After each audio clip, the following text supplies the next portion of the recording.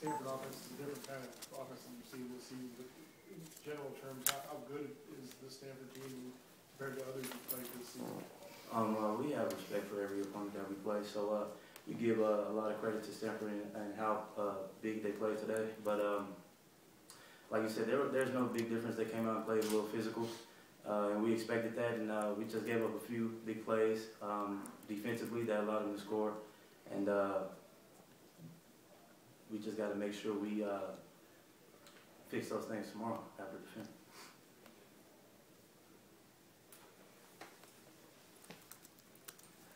Obviously, this is go right here first. Go ahead. This is the big game. Does that make any difference as you look back on, you know, how you played and the outcome and the atmosphere? The big game is the big game itself. I mean, you know, all the hooplas there, you know, so it kind of gets us, you know, ready for the game, and we kind of use it as fuel for the game. And like the big game is the biggest game out of the year, and it's always fun to play in it and compete in it. And today was fun, and I enjoyed the game. Unfortunately, we didn't come out with a win, so we just got to focus on winning now. Okay. It looks like a few times today you used a five-man line. What was the thinking behind using that?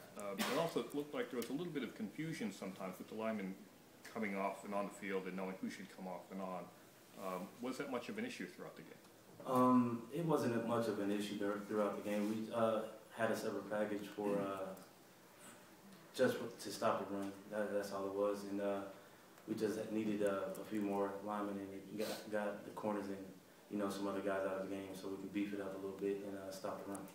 Mark, you guys were within a game of 500 after a tough start this year, and then to come out and to lose today. How disappointing is this, and how much does this dent your big picture hopes for a bowl and that sort of thing? Do you think you've got 4 left, you got to win 3 of them? It affects it a lot. We tried to, you know, win every game, and coming off a streak as we were playing well, and so it's always disappointing to lose any game, and we just got to make sure we start a new winning streak here next week. And Mark, because they play so many, they have such a reliance on their tight ends. There's a lot of plays where there's maybe one wide receiver out there. How does that change the way you and the other corners had to play this week? We just made sure that when those guys were split out by themselves, that we, you know, make sure we got good pressure, and that we make sure the coverage is tight on them, and then make sure we keep good eyes on the guys that were on the line, just in case for play action pass and for the run. Their first touchdown was thrown by Kevin Hogan, one of their backup quarterbacks. Did that surprise you guys at all that they threw him in there for a couple packages?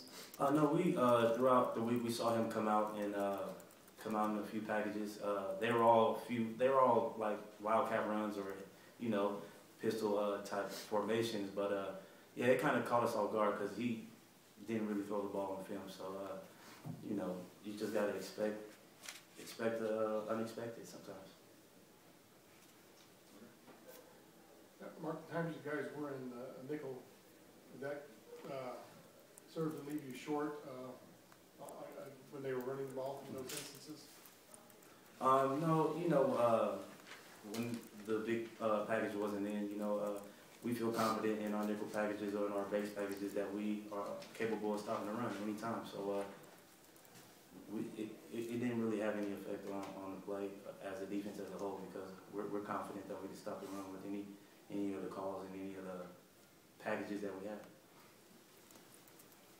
When Zach Ertz broke loose on that play, that long play, he looked like he was uncovered. What happened on that? I have no idea. I wasn't even in on that play. I have no recollection.